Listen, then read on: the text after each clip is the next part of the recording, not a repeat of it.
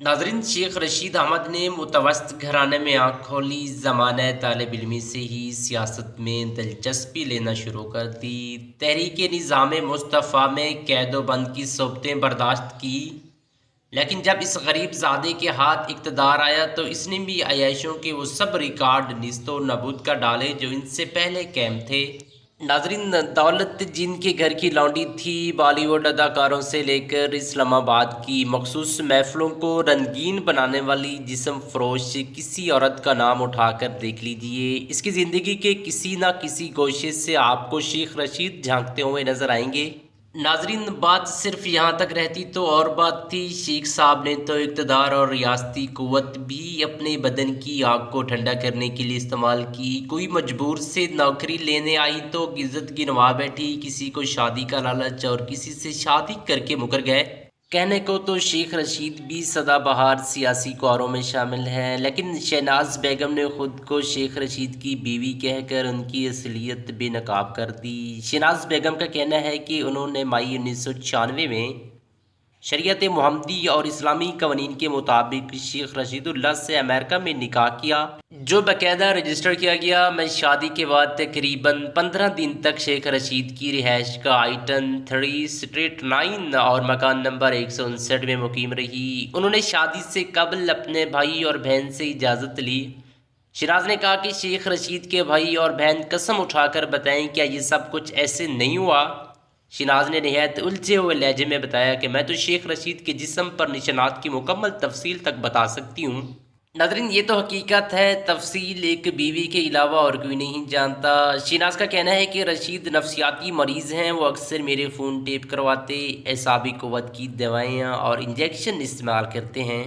पाकिस्तान आमद के बाद शेख रशीद ने मुझे ज़हनी और अखलाकी तौर पर तबाह कर दिया। लोग मुझे उनकी दाश्ता समझते हैं, हालांकि मैं उनकी बाकायदा कानूनी बीवी हूँ। शहनाज कहती हैं कि शेख रशीद की घटिया तबीयत का अंदाज़ा उस बात से लगाया जा सकता है कि उन्होंने मुझे कई बार शहबाज शरीफ के आगे पेश करने की कोशिश की, जो मैं क़ुव्वत इरादी से टाल गई।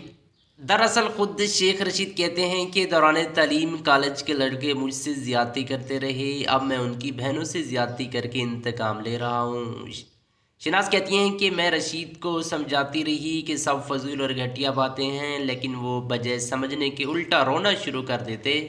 नाज़रीन, शहनाज शेख रशीद की ज़िंदगी के घिनौने किरदार से पर्दा उठाते हुए कहती हैं कि लातादाद ख़वातीन इस दरिंदे के ज़ुल्म का शिकार हुई। ख़ास तौर पर मुझे 2 तालबा भी नहीं भूलेंगी, जिसको सिर्फ दाखिले के हसूल के लिए शेख रशीद की जिस्मानी हवस की तस्कीन की।